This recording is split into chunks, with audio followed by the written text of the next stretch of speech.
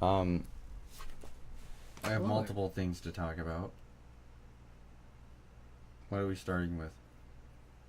Let's start with your My thing? note. Okay. I'm gonna have to tell the story again because I don't think we used any of the other clip. So basically, But I where's went the to other clip? in the Chicken Little video, Oh yeah, obviously. but which one? The most recent one that's coming out around the same time as this one? Probably. Okay, anyway, that doesn't matter. Uh, where was I again? Oh yeah. Basically I was picking up chairs at the church, and there's a whole lot of chairs. And I gave myself an entire speech to myself, like literally just talking to myself. But there's a camera in that room, a surveillance camera, so if anybody cared, they could listen to it live. But I give myself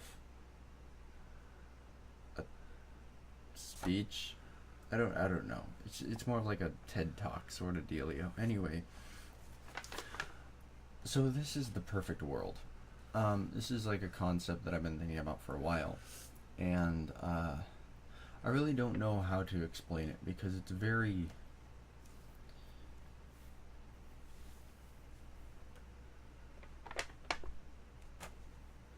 interesting and different, and I don't know. It's kind of weird. It's just like a weird concept. Um, Basically, um, to be happy, uh, you kind of well everybody hears that ignorance is bliss, right? Um, and that is entirely true. When I was depressed, and I know a lot of people have been depressed and probably have felt the same way I have. Uh, there are so many problems going on and so many different things that are happening in your life, and you can do nothing about them. And then there's other problems that you know that are happening that aren't affecting you, that are causing you grief, like people starving in Africa is a very good example. Things like that, things that you're worrying about that don't really affect you, or things don't really shouldn't really matter, like feelings that are of other people, and things like that. Because uh, to be happy, you kind of have to say fuck all to everybody. But that's not the perspective that you have to have. Because only your opinion matters. Right? So, whether or not. And this doesn't really work for depressed people, because depressed people, it's not really their fault necessarily. Um, it's chemical imbalance. So, this is just like the way I thought about it, because after I got better, stopped having depressive thoughts and things like that, I just kind of was there with like nothing to do. I was just kind of like in this stage where I didn't know what I wanted to do, where I wanted to go, anything like that. And I realized that how I felt depended solely on me. I chose whether or not to be concerned about other people and other people's well-being, or other people, or things like I didn't have any control over, and things like that. So, um, you kind of a good way to say this is when people say, "Oh, they're kind of off in their own little world," right? Because that's like a major thing. Like, I just totally forgot he was in the room. Um, yeah, like that. There's a good example. I'm off in my own little world. I'm completely null to everything else that's around me and that's happening. Um, so, because of that, I can be lost without time, and I can work on the things that I want to work on, do the things that I want to do. Um, because the only person stopping you from doing those things is you. Like, you're going to be the one who says, no, I'm going to dedicate my time to this or this or this or this or sleep or whatever, and not do the things I want to do. And it's like fully mind over matter in that situation. So I realized, like, I've been doing nothing. I've been kind of sleeping. I've been sitting doing nothing for the past, I don't know, X amount of months or whatever. And I was like, well, you know what? Mind over matter. I'm going to force myself to do something. And I did. And I'm happy I did that. I'm really glad that I did that. So a perfect world would be a world where no one else's opinion matters but your own, I guess. And that's all that really should matter, is your own opinion, because, quote unquote, you know what's best for you, right? Because it doesn't really matter what anyone else's opinion is in that perfect world scenario. A world without question. So basically, you wouldn't have anyone to tell you no, or tell you stop, or tell you that's the wrong way to do it. You're doing it the right way in your mind, and so that's always going to be the right way. There's no one to say, oh, you're doing this wrong, you're doing that wrong, this is the way you should be, this is the way you shouldn't be, this is the way you should look, this is the way you should dress. No one's telling you that, so you can do exactly what you want to do. That's why you have to exist in your own little world. Are you unhappy because you're unhappy, or are you unhappy because you think others think something about you, or think something that would make you unhappy? Like, this is kind of interesting because it brings up the concept of creating problems for yourself, in a sense, because I can be unhappy because my shirt is like pink, right? But why would I be upset that my shirt's pink? Except if somebody told me pink correlated with girls, and so they're saying, oh, well, you're gay because you're wearing pink. Well, that's not the case, is it?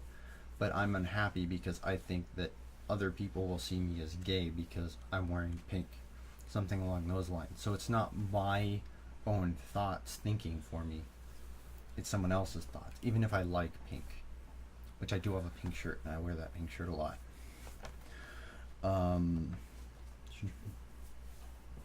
So how do you know that you are you?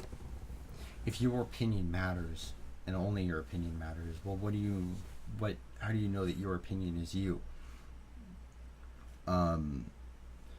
If it's not, are you content? What is your motivation? So if you're content with the way that you are, then you don't have any reason to change, right? So if I'm happy being a lazy slob and sleeping all day and not doing anything, just like potato couch potato. Stop laughing. This was never meant for you. This is literally. No, I mean, this was me talking to myself. I mean, like, that's me right now. Well, anyway, if you're sitting there doing absolutely nothing, and you're content with that, well, then why should you change? Well, the only reason that you're to change is to, one, change for yourself, because you are unhappy with your situation. Say you can't sustain that standard of living. You can't be a couch potato forever because you need to make money to be a couch potato again, right? Well, there, you want to be a couch potato, therefore you need to change. You need to work to get the money to be a couch potato. So you can do things that you need to do things you want to do. Therefore, I say that that's something that you'd want to do because you're self-motivated, right? Self-motivated, you want to be a couch potato, you're going to work. So self-motivated to work to be a couch potato. And then, so now, yeah, that's and then so being content and as well as motivation. Um, if it's not something you would do alone, is it really something that you want to do in the first place? So that to me is like making videos a lot, or pottery. Pottery, I love to do pottery. I'd do pottery if I was alone, right? Or I'd do videos if I were alone. Um, though that's kind of weird because they're meant for other people to watch and like learn from and things like that. But I record when I'm alone, and I'd make pottery if I, you know, just for a hobby if I could. Those are things I do when I'm alone, and those are things I really truly enjoy. If it's something that you wouldn't do when you're alone on your spare time, then it's probably not something that you really want to do necessarily. Um, so this is where it kind of got dark in the speech and talking. It started to turn into manipulation. So how do you know that you are you? This goes back to that same question, because I can change you without you knowing that I'm changing you. And the way that I can do that is by subtly influencing the things that you think about. So say that I want you to stop smoking or something along those lines. Okay? I can give you advice that doesn't directly tell you that I don't want you to smoke, right? Like if I come up to you and tell you I don't want you to smoke, then you automatically think, wow, that's a foreign thought. That's somebody else's thought. That's not my thinking. That's somebody else trying to influence me. But now, if I can say words that kind of dance around that concept and then have you think I want to quit smoking, then you're far more willing to accept that idea because you thought it. So if I were going to say something along the lines of, wow, I spend a lot of money on candy. If I didn't spend as much, and this would just be in the natural flow of the conversation, right? I would be talking about, we'd be talking about food, and then we'd be talking about what we spend our money on. Then I'd be talking about candy, talking about candy, and being like, oh wow, I spend too much money on candy. If I spend too much money on candy, then I won't have as much money for this or this or this. Well, that's the concept of saving money, right? But you can apply that to the same with cigarettes. So you could like spending so much more money on cigarettes, and then you don't even have to bring up cigarettes for them to make the connection to, oh, I do this with cigarettes, even if they don't want to talk about it or they don't even think that you know that they smoke, right? They're still going to subconsciously make that connection, and then you do that with multiple things surrounding that, and then eventually they'll say, wow, I shouldn't do this because this reason, that reason, that reason, that reason. And those are all reasons that you've told them, but they didn't even know it.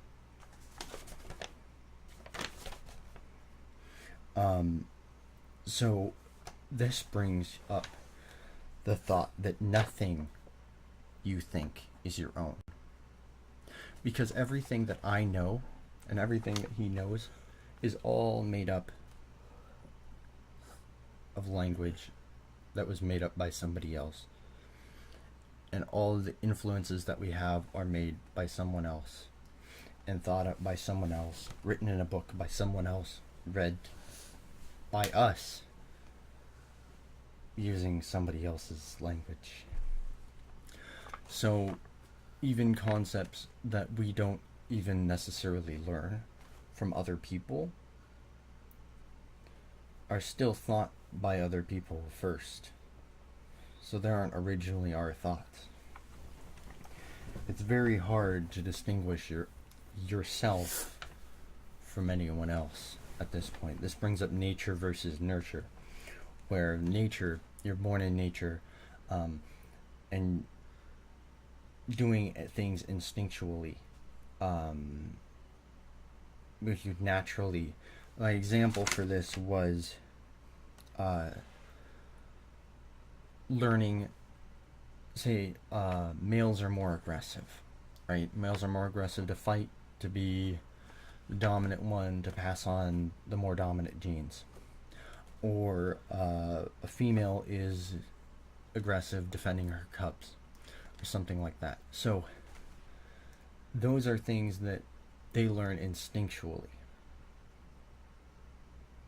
And nurture is something that's learned or taught. Say if I took a dog and I put it in a dog fight, maybe it's a nice dog at the beginning, but it'll become more and more aggressive the more dog fights I put it in, because it's being subjected to all of this pain and all of this fighting and all these things that it doesn't really necessarily want, but it's thrown upon it. That could be like all of the information that you get, like a lot of it that you don't actually want, or a lot of it you don't actually know, like advertisements. A lot of advertisement, like listen to the radio a lot, you have a stupid Cars for Kid commercial like going in your head, or like Granberry cereal or something stupid like that. And you get the thing running in your head and you don't necessarily want it, but it's influencing you. Same reason why you recognize all of the brands, like without even seeing the name of the brand, you like know by their stupid like Pillsbury Doughboy guy, right? You look at that, you're like, wow, Pillsbury Doughboy, oh, it's great. You get Pillsbury stuff. It's brand name. That's advertising. It's thrown upon you, even though and it's influencing you, even though you don't actually know. And then nature is kind of different. It's almost impossible, like it's inhumane to have a kid just send him out in the wild. They die, right? So we have to have nurture, and it's very hard to say that anything's nature at this point. So a name. This is kind of funny. I was like, Romeo and Juliet. Like, what isn't a name? What creates a name? Right? It's all man-made stuff, right? If you observe something and you call it something else, it's still the thing that it was originally. A rose is still a rose, even if I call it poop. So I don't know my name basically means, in my mind, I have a name which is what everyone else calls me, right? They call me Jonas. My name's Jonas.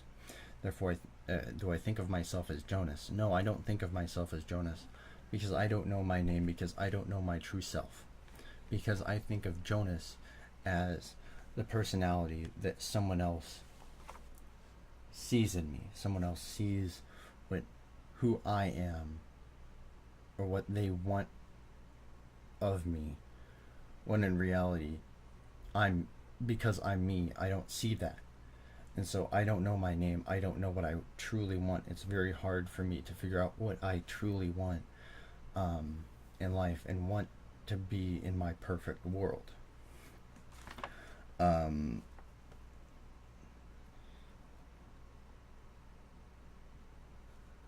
Let's see.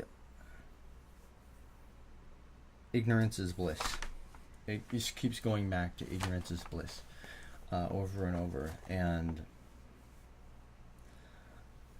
pushing out all these other things that, and like going back to saying what truly makes me happy. And it's very hard to figure out what actually makes me happy. The last thing it says is about memories fade. This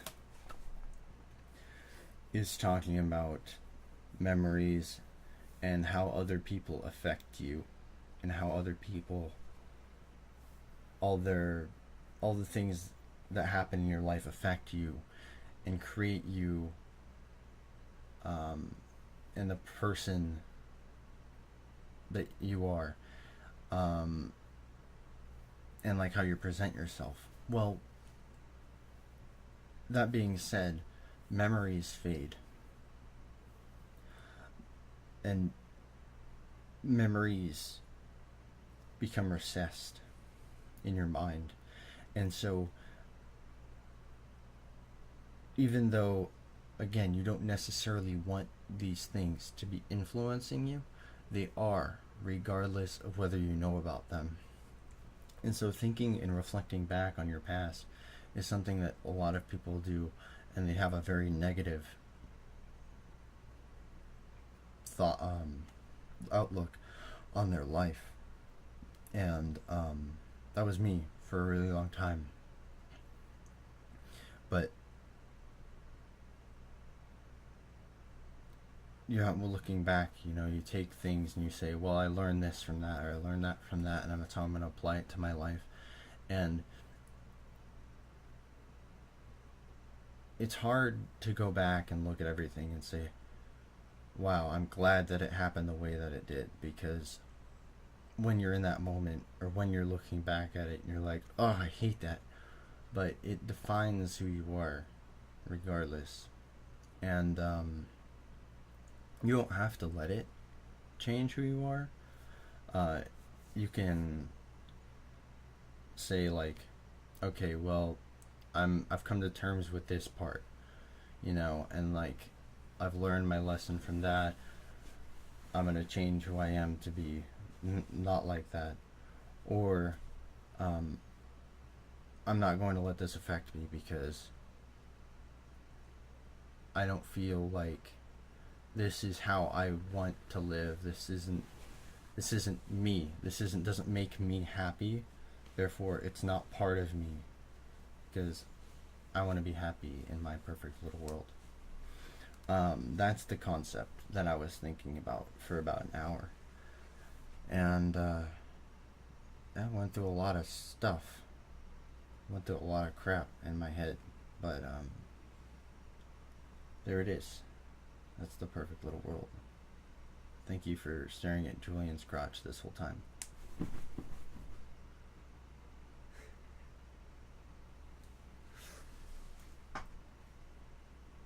I'm gonna end it off. But thank y'all for watching.